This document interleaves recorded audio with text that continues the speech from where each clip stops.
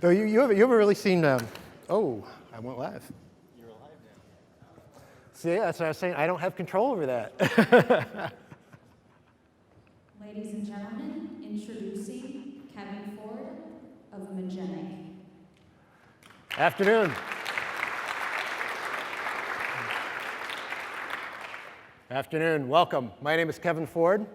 I'm the mobile practice lead at Magenic Technologies. In Magenic parlance, being a practice lead generally means that you're old. And I'm sure that a lot of my colleagues will use more flowery language. They'll say they're well experienced and they know their technology stacks, but generally it just means that we're old. But being old is not necessarily bad. Being old means that I do more stuff like I did when I was a kid. And when I was a kid, I always wanted to know how stuff worked. And so I'd be taking stuff apart throughout the house. And then I'd put it back together because I wanted to know how it worked. And probably those extra parts that were left over weren't important. Normally they weren't. But I got to know how things worked. And as I became an adult, when I started doing coding, I also want to know how things work. There are a lot of options in the project properties around doing builds and configuration. And many of them are to put it, not too fine a point on it, sketchily documented. Sketchily documented. And so I want to know how these work. I want to know when I do a debug build and going through that cycle, what's the most efficient way to set those settings so that I don't have to spend all day compiling my code. Those are types of things that I want to know. All right. So here's your typical Xamarin developer, right? So it's the whole monkey theme. And being a monkey isn't necessarily bad. You write code, you go out and Stack Overflow, you find out how to solve problems. But you really want to be a smart monkey. You want to understand how things work. Because if you understand how things work, you can actually start making associations and figure out how to do things better. So I like to know how things work. So I'll sit there with a stopwatch, time out different build settings, change one, time it out again, change another one, time it out again, to find out which one is most efficient, because that's what I like to do. And what else am I going to do with my day, really? All right, so this is what we're going to cover today. First thing we're going to cover is that entire change code, build, deploy, check to see how it worked, go back, change code, build, deploy, cycle of debugging, and see what the best options are that you can set up in your project to do that in the most efficient way possible. We're also going to take a look at linking. So linking seems pretty easy, right? You're just trying to make the size of your compilation a little smaller. You want to make your APK smaller. And there's three options, and they seem like they're pretty simple. One of them doesn't do what you may think it does. At least it didn't for me. And if you're writing any kind of public library or contributing to one, you probably want to pay a little attention to this because there's something in there you can do to make the lives of the people who use your library much, much easier. We're also going to look at the garbage collector just a little bit, just a little bit. I did a presentation on optimizing Xamarin for Android and iOS at Visual Studio Live. And I got into the garbage collector maybe this much. And I've got 45 minutes today and a lot to cover, so we're going to cover the garbage collector like this much, because we got like no time for that. But there's some interesting options that you can set on there where you can control the garbage collector through your build options. So I'm going to touch on those. All right. We're also going to take a look at how to make it so people can't easily see your code. So if you're doing any kind of Xamarin work on an Android, and you just create an APK and put it out in the store, chances are people can see all your code really, really easily unless you have set particular build options. And we'll take a look at that. Take a look at signing. Once again, this is an Android thing. Very easy to do in Xamarin Studio. Not quite so easy to do in Visual Studio. Just take a couple minutes to take a peek at that. Finally, we'll take a look at some of the release options that are available to us and what you might want to do for project settings in a release that are different than what you do for debug. All right. I love this comic. I put it up here. The reality is I really do not want to spend all day compiling. It makes it look like we can just goof off all day. Goofing off all day is not a great idea. I don't know about you guys, but I'm a bit of a workaholic, so I usually spend about 60 hours a week working. And if I spend a lot of time compiling, that means that's just more time I spend working. Now, you may think to yourself, well, if the compile takes a couple, 3 minutes, 4 minutes, you can go and check your email. All right, I've tried that. The reality of going in to check your email means I switch applications to email, and about 25 minutes later, I realize I was compiling.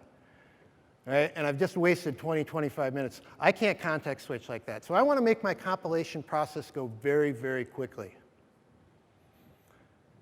So you have to think a little bit like a scientist and try to figure out where your time is being sent in the compilation process, because you don't always know exactly where it is. The build output gives you a little bit of clue, but you don't have a super great idea. You have to infer it. So it might be spent, for example, doing the actual compilation. That's part of it, but it's not all of it. It also does that linking process potentially, right? So that takes a little bit of time. Is your time being spent there? Is it being spent dealing with the packaging issue? If you're going out to a physical device in particular, is your time being spent sending your APK over a USB cable? The reality is it all depends. It all depends exactly on what you're doing and what the situation is, on which one of those is most efficient. So here we go, Android. The most efficient options that you can set for debug, that entire cycle of change some code, compile, deploy, check what happened, start over again, rinse and repeat. It's reasonably simple for the Android platform, much simpler than it is on iOS. And these are it. I'm going to talk about these for a couple of minutes, right? So no linking. This may seem counterintuitive. We talked about the fact that you actually have to, at least going to a physical device, deploy that thing over a USB cable. So it might be intuitive that the smaller that thing is, the quicker it'll go over the USB cable. And you're probably right, except for it interferes with some of the other options we got up here, one of them in particular. The other one you want to look at is shared runtime. So what shared runtime allows you to do is it's basically a shared mono runtime, and all your applications can use it, and it doesn't have to redeploy it. It's also required for fast deployment. And fast deployment is similar to the incremental builds on the iOS side. And so what happens is the first time you do a build under fast deployment, it'll take a little longer. But if you keep on going through that change, build, deploy, debug cycle, every time after that, it will be much, much, much quicker. Much quicker. And by the way, if you have anything set other than no linking with that fast deployment setting, it will take forever. It will take forever. It wants it to be no linking. If you want to sit there and try it with a stopwatch, you will see exactly what happens when you turn on any linking with that fast deployment turned on. It takes quite a long time. Obviously, enable developer instrumentation because you want to debug. That's the whole point of this. Seriously, that's all you want to do. Those. That's it. All right. Why is that it? Because the other options aren't just a little bit slower, they're substantially slower. Substantially slower.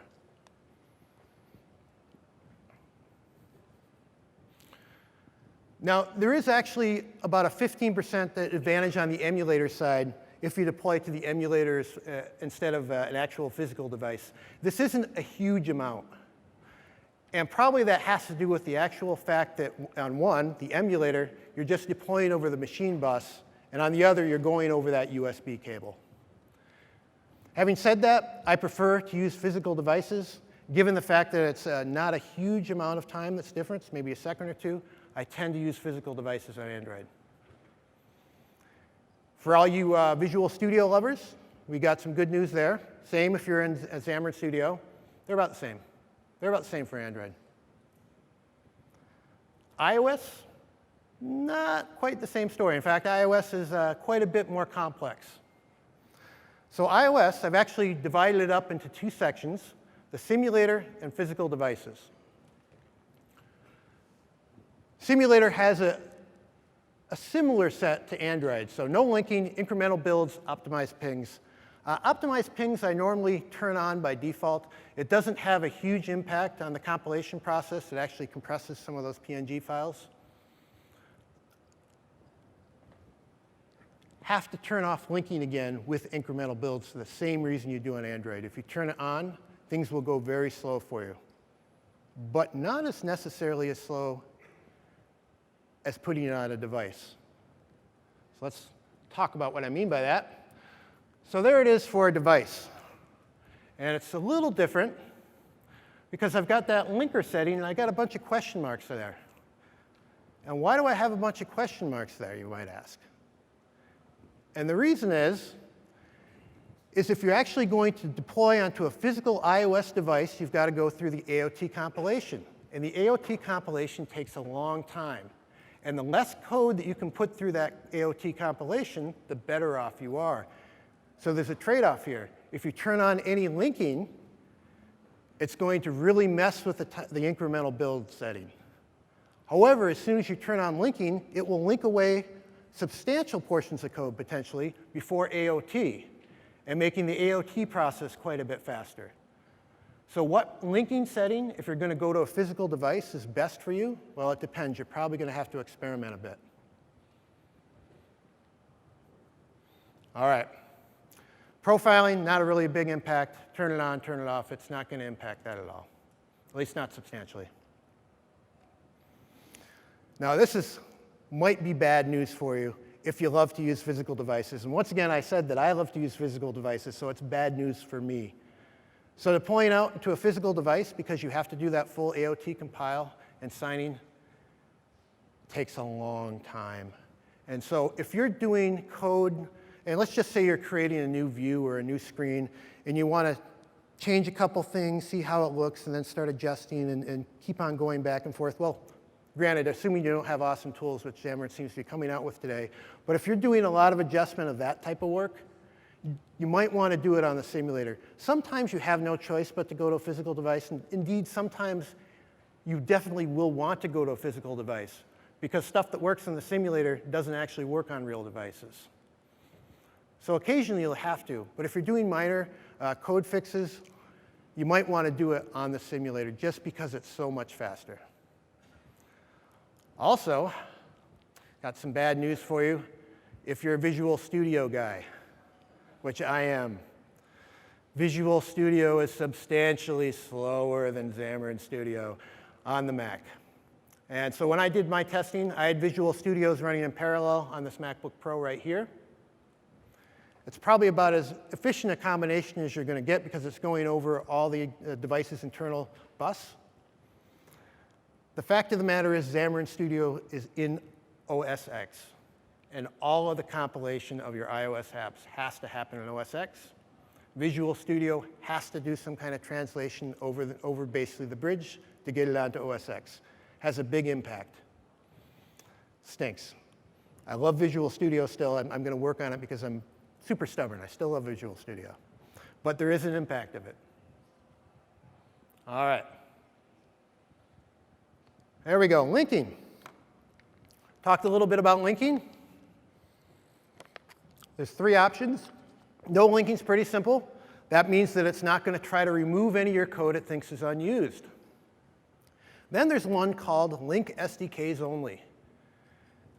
And so who here thinks that that just removes the Xamarin code? Nobody's going to take me up on this, right? Got no takers? So when you read that, when you read link SDKs only, I thought it just got rid of the mono SDK parts of it that it thought were not being used. And that's partially right. The reality is that setting, what it actually does is it removes any code out of any assemblies that are marked as safe for linking. So if you have a third-party assembly that's marked as safe for linking, it gets linked out based on that setting. The third setting is basically link anything anywhere, and what it's really saying is link the stuff you don't know is safe. So any code that's marked as safe will get out on that link SDKs only setting, which I did not actually know until I started playing with it. You guys are probably all smarter than I am in that part, but I didn't realize it because I trusted the prompt. The prompt sounded like it was just the mono SDK. It's not. All right, so why do you want to do linking?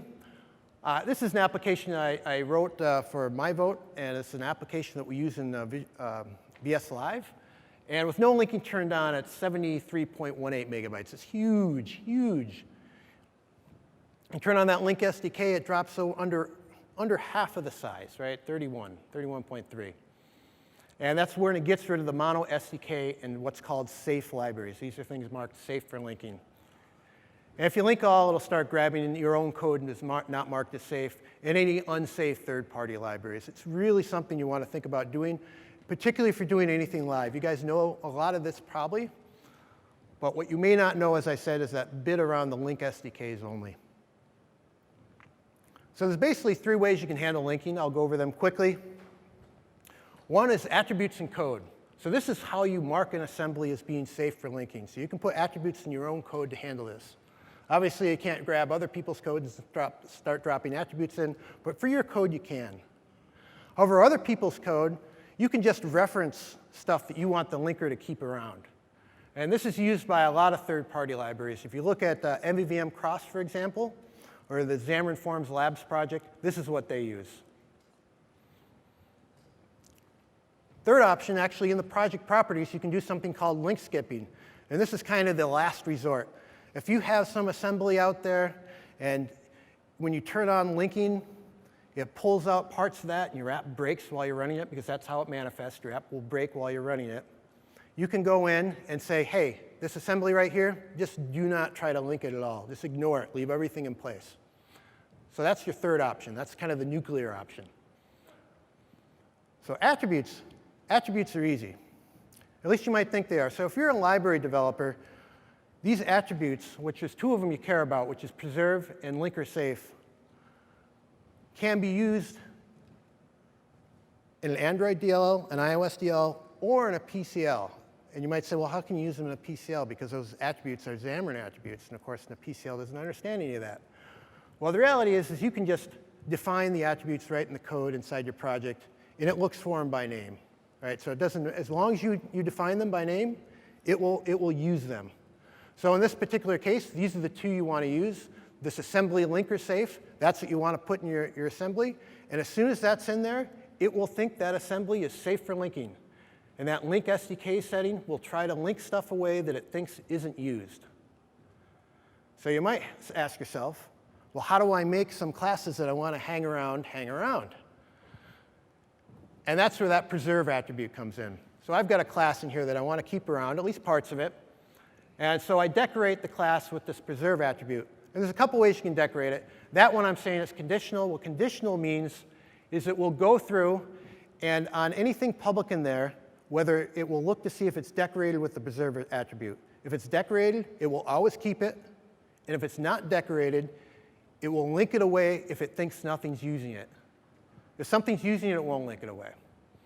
You can also write on the preserve attribute, you could tell it basically to preserve everything inside the class, and that just says keep the whole class around. So that's one way you can do it. If you're a library developer, people will be happy if you do this, because then they can use the link SDKs only instead of trying to link unsafe stuff. As soon as you start linking the unsafe stuff, then you have to really start testing your app to make sure you didn't break it when it runs somewhere.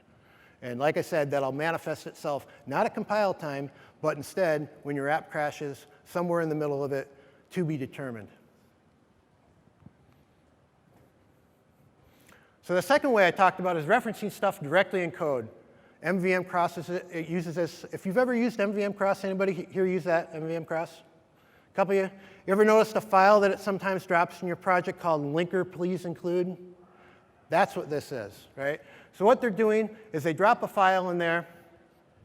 It's a public class with a bunch of public methods.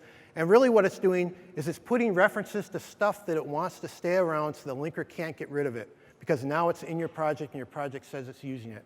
So that's another way that you can keep stuff around so the linker won't take it away from you. All right. The third way is you can go into the project properties.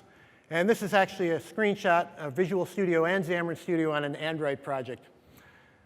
And right down there where it says skip linking assemblies, you can put in the name of the assembly. The name of the assembly is almost always by convention the file name, and you just pull off the .dll bit.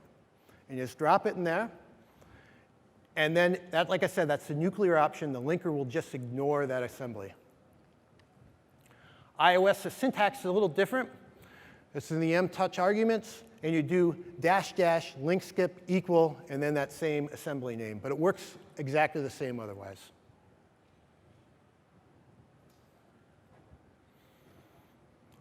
All right, garbage collector. Like I said, I'm just going to touch on this a little bit. As you probably know, there's a garbage collector in Mono. If you're dealing with Android, you're actually dealing with two garbage collectors. So you're dealing with the managed garbage collector in Mono, and you're dealing with the underlying Java garbage collector on the Android system. And then you have a concept called of peer objects. I don't know if you've ever heard of these before, but a peer object is any object that somewhere inherits some Java lang obj, or a Java lang object. And basically, when you have a peer object, there's two halves of it. There's a half of it that exists in the Java subsystem that's controlled by the Java garbage collector. And then there's the part that's the managed object that's in Mono, and that's in your code. That's the part you see. So interestingly enough, there's all kinds of stuff around garbage collection. You have to understand how it works under the hood. Otherwise, it can be the source of huge memory leaks. iOS works a little different. There's technically only one garbage collector, which is the Mono one. But under the hood, if you have a peer object, you have reference counting. And what happens is when the managed garbage collector runs, it sees that the reference of the native object has dropped down to 0 and disappears and is unallocated. And if it does, then it can actually unallocate the other side, which is the managed side. And if it doesn't, it has to keep it around, which is all very complex and esoteric. But it's interesting and I think important to know and understand because it's a source of a lot of memory leaks. Now, there are a couple of garbage collectors that Xamarin has gone through. Currently, they're on one called SGen, which is a generational garbage collector. This is the one that they say you should be using pretty much all the time now. In Visual Studio, at least in the iOS projects, if I recall, there is a way still to change it. It defaults to SGen. Generally, you don't ever want to change it. So what is a generational garbage collector? So a generational garbage collector is a garbage collector that's been optimized to lower the amount of time you spend in garbage collection. And let me do just a quick explanation on how it does that, because there's some options you can do to play with that are in your build settings. So we have to just have a baseline of how this works. So there's two types of collections that the garbage collector does. It does major collections and minor collections. Minor collections happen on stuff that's in what's called the nursery. So when you create a new object, generally it goes into the nursery, unless it's really big. If it's really big, it goes into the large object space and it's handled differently. And the other area is the major heap, or what's called old generations. And if your object goes through a minor collection from the nursery and it's still in use, so it can't be released, it actually gets moved into the major heap, or old generations. When I say moved, really this is a categorization, right? This is how the garbage collector is thinking about it. The major heap and large object space, those all go away and are released based on major collections. Major collections take a long time compared to a minor collection. A major collection, in some cases, extreme cases, can take up to a second, which is forever. And so why is this important?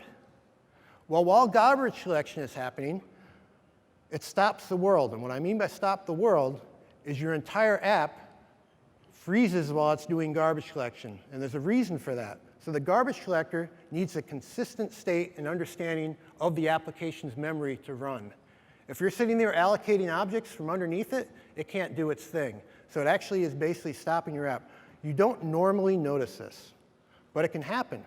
And that's why you want to do everything that you possibly can and release in a minor collection, because that will have the least impact on your app.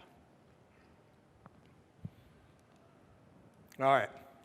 So this is probably self-evident, but the more you allocate, the more minor garbage collections you have. Because the quicker you allocate it, you're going to fill up that nursery. As soon as you fill up that nursery, it's going to kick off a minor collection and either release those objects or move them into old generations of the major heap. So this is kind of a graphical representation of what's happening here. These are really the categories of the nursery in the old generations. Once again, this isn't actually moving stuff around. It's really showing the categories. So I have the nursery, and my nursery's empty. So I allocate some objects. And they go down, they get allocated, and wham, bam, my nursery is filled up. So now we get a minor collection. It comes along, it tries to release stuff. Object A releases great, so it's gone. Object B finds out it's still in use, so it recategorizes that as part of old generations. And object C gets rid of, and now my nursery is empty.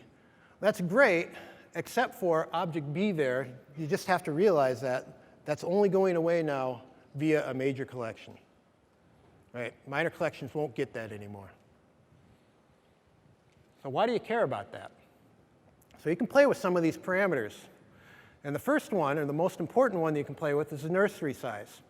And so by default, the nursery size is about 4 megs. And if you actually have a piece of code where you're dealing with a large collection, where you're doing a large allocation for a certain amount of time and then releasing it, and you know that allocation is going to be larger than 4 megs, you might want to increase the nursery size, do a minor collection to clean out the nursery beforehand, do your operation, allocate all that memory, and then let it go via a minor collection out of the nursery. Because if you don't do that, what's going to end up happening is somewhere about halfway through or wherever it hits where the nursery is filled, where you're allocating those objects, it's going to go through and do a garbage collection. And once it does that garbage collection, the minor one, it'll find they're all in use and move them all into old generations. And then the only time you're getting rid of them after that is via a major collection. So that's what the nursery size parameter does. So you can play with that. Another one is something called the soft heap limit. And I know this is crazy sounding, but really all it is it's a target size of your application. You can set a target memory size of your application. If your application starts using more memory than that, it will internally tune to do more garbage collection. And if you're under this limit, it will do less. Evacuation threshold. This is a number from 0 to 100. The default is 66. And what this is doing, memory is arranged in blocks. And what it's looking for is if you have a block where objects are released in it that goes under this threshold as a percent, it will actually take and move all that memory in use and push it up so that it's all contiguous. And the reason to do that is so your memory doesn't get fragmented, which also will slow down your app. So you can play with that threshold and how often that happens. And the final one we'll look at is something called the bridge implementation. Remember I talked about a couple slides ago about on Android, there's this bridge between native and pure objects. Well, there's actually 3 implementations of the bridge. There's old, new, and one called Tarjan. The new, obviously, is the same algorithm as the old. It's been somewhat improved. Tarjan uses a different algorithm.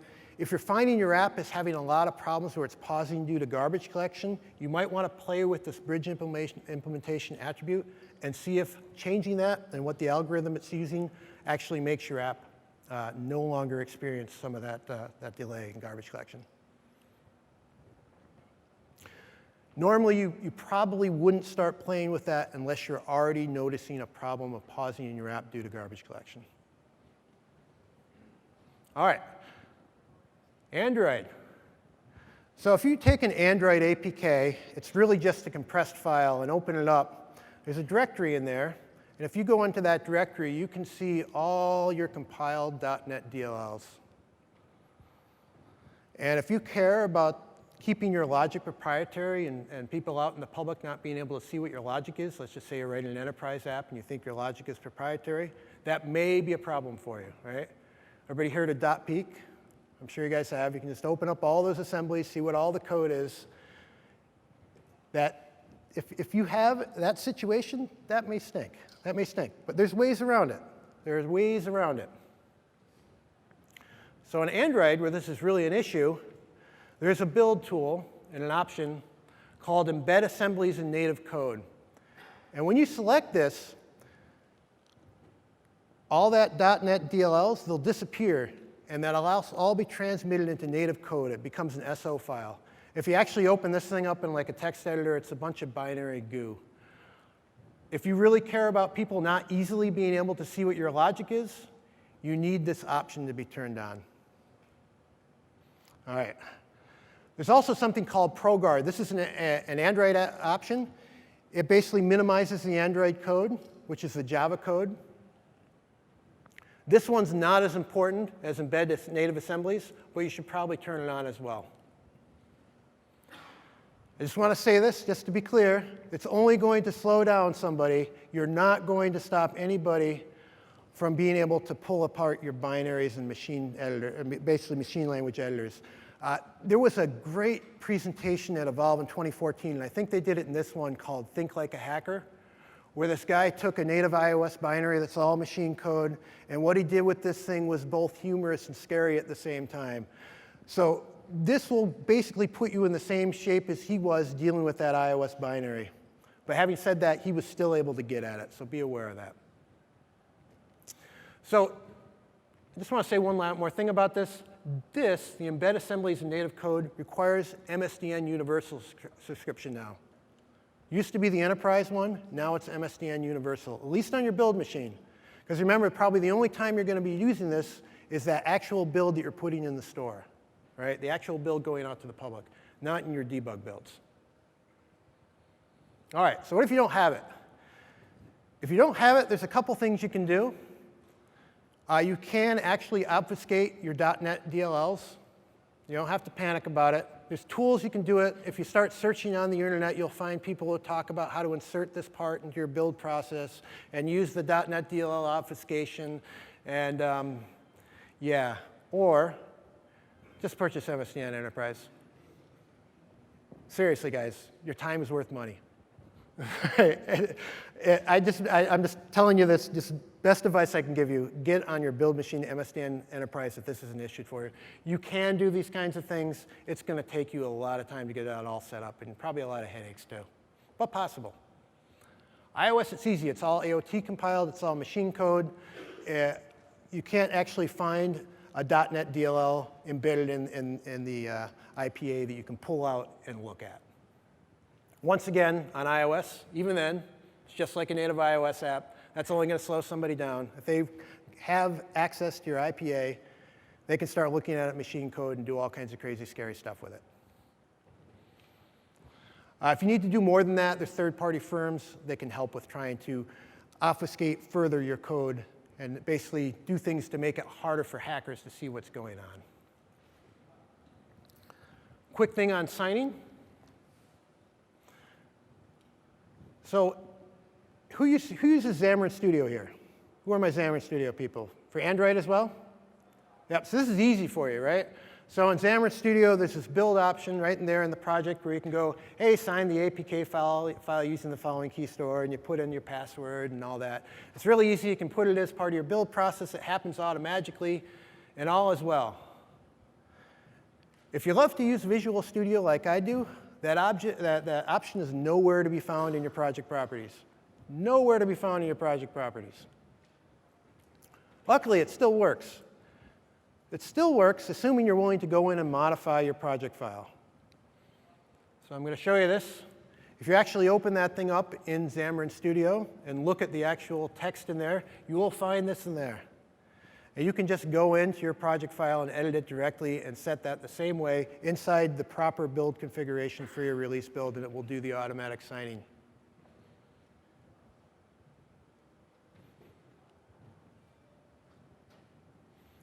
All right. You guys like that? You know what, I'm actually going to make it through my slides. I'm pretty happy. It's that same thing I'm realizing. I'm looking at the clock going, yeah, I went a lot faster. All right.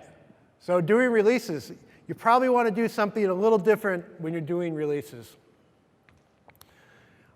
I normally try to link out as much code as possible. And I'm normally pulling in a whole bunch of third-party assemblies that aren't marked as safe for linking. But I try to link those away too. It can have a pretty big impact on your size of the actual application that you're putting out there. Having said that, that gets into all the problems that I talked about where you might have to do a lot of extra QA to make sure that you didn't just break your app by doing that. But it's something definitely I test for. The other thing I do is, of course, is embed assemblies in native code. That's what we talked about. That gets rid of all those nasty .NET assemblies that are deployed out with your application. ProGuard is what we also talked about, where it actually minimizes and compresses the Java code that may be created and obfuscates it. Now, there are some other enterprise features that are in preview, which is enable ahead-of-time compilation and the LVM optimizing compiler. If you look on the Xamarin site right now, they say, hey, this is a preview. Maybe you might not want to use it in production app. So I take the word on that. But it's something to keep your eye on, that maybe in the future that will be something that we do all the time. The purpose behind both of those settings is to make it so your app will run somewhat faster. Having said that, some of them, and the LVM optimizing compiler in particular, will really slow down the build times. But since this is a release build, you probably don't care about that, right? It's really that debug build cycle where it has to be fast. If your release build takes 5 minutes to run, who cares, right? The other thing you might want to look at is something called the supported ABIs. And what this is the actual processors that it's targeting. So if you look in there, you can actually play with this setting. And depending on which one of those processor settings you choose, will determine what devices your app can run on, right?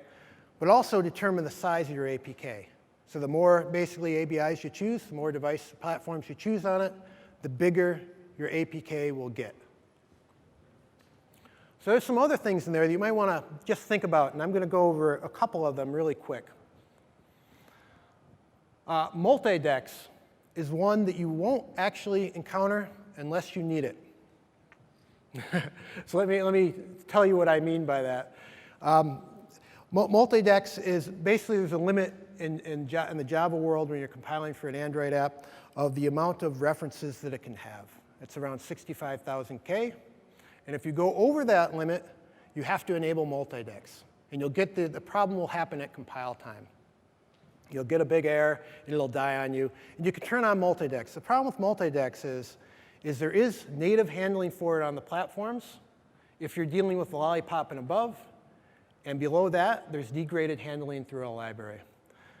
So I try to stay away from needing to enable multi-dex. If I ran into that compile error where it says I was using more than that 65,000K of references, I try to be a little more aggressive in my linking, getting rid of unused code, and things of that nature to try to stop me from even needing that thing in the first place.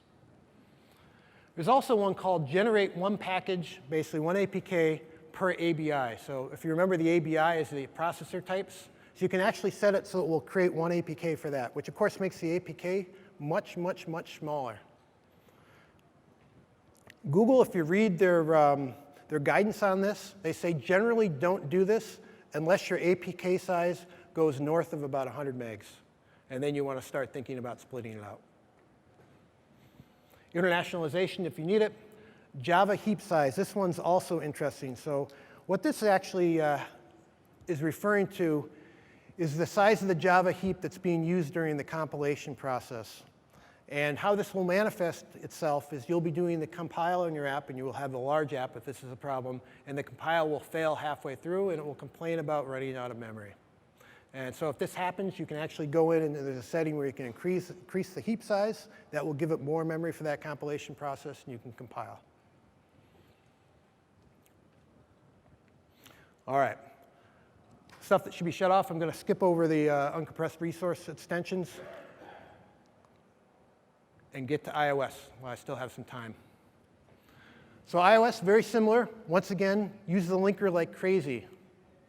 LVM, optimizing compiler, always. Once again, once you turn that on, that will bring the build to a crawl. It will take forever, but it's well worth it. Your app will run faster. I always turn that on. Strip native debug symbols, you probably don't need those.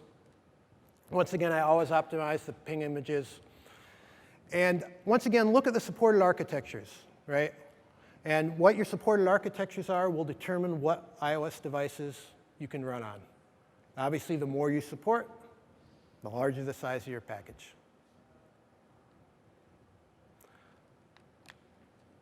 All right.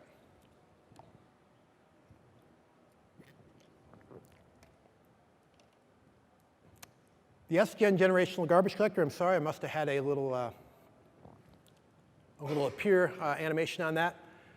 That's only an option now in Visual Studio. It's on by default. Leave it on. Don't play with it. Xamarin Studio, they don't even allow you to play with it anymore. All right. A couple things that are out there. You can initially turn on a couple of those. Perform 32-bit floating operations at 64-bit.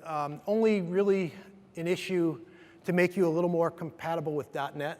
And chances are, and how it handles floating point operations. And basically, unless you're running into a problem with floating point operations, you probably don't need to turn that on. A lot to turn off there.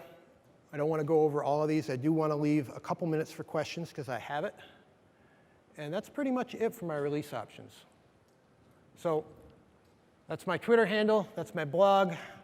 Please check it out. I'm speaking next month at Visual Studio. I'm giving a presentation on Xamarin and Android and using material design components in it. I'm doing one on comparing different mobile technologies. I'm doing one on Cordova and Taco.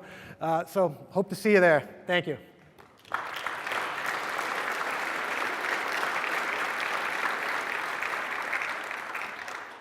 Any questions in the audience? So on Android, if you generate an APK per API, per architecture, I think you're supposed to change each one should have a different version code. Is that correct? The question is, if you actually change that, do you need a different version code? For each APK? No, I don't believe so. And you can actually put them all in the store at the same time. Okay. Yeah. Oh, no, apparently it's going there. When you're using the obfuscation options like embedding DLLs, do you lose any of the information for crash reporting? So the question is when you use the obfuscation options, do you lose information for crash reporting? And so the answer there would probably be yes. I haven't tried it out, but my guess would be yes.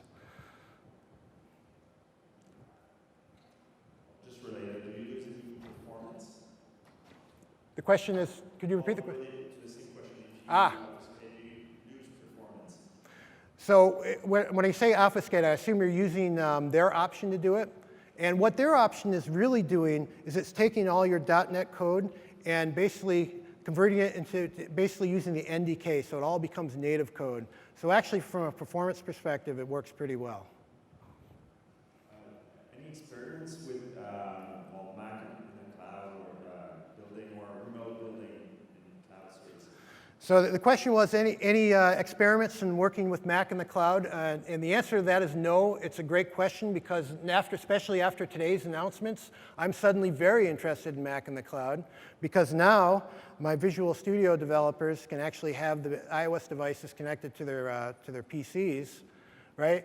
And also, they can see the simulators on their own machines. So suddenly, Mac in the cloud is going to become very interesting. But if you remember my compile discussion around how using Visual Studio was about 100% slower than using Xamarin Studio, well, if you're just going over a local network, that's probably pretty bad. But if you're going over the internet, that's probably worse. And so there's going to be some impact. I don't know what it is. I'm sure there will be, though.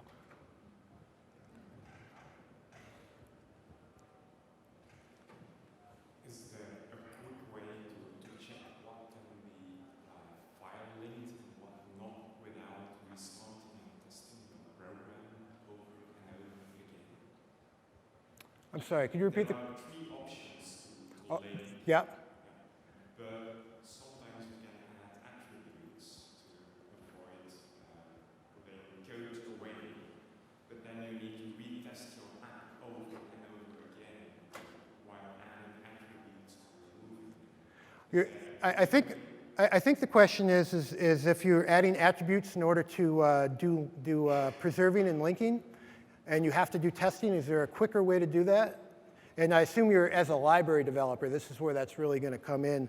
And so, no, you do have to test, but you also have to understand to some extent how your code works. And what I mean by that is the only way your code is going to get linked away is if the linker determines that it's not being used. And so you have to be doing something in your code that's not easily able to be figured out by the linker. So this is how you determine where you need to preserve stuff. So if you're creating something through some kind of reflection where you're using something that will create an instance of it on the fly, where it actually can't be figured out by the linker, that one is a big candidate for saying, hey, this needs to stay around. So an example of that in Xamarin Forms world is there's no direct link that you're using any of those renderers. So a lot of those renderers, a lot of times, will get linked away. That was the problem on the Xamarin Labs Forms project.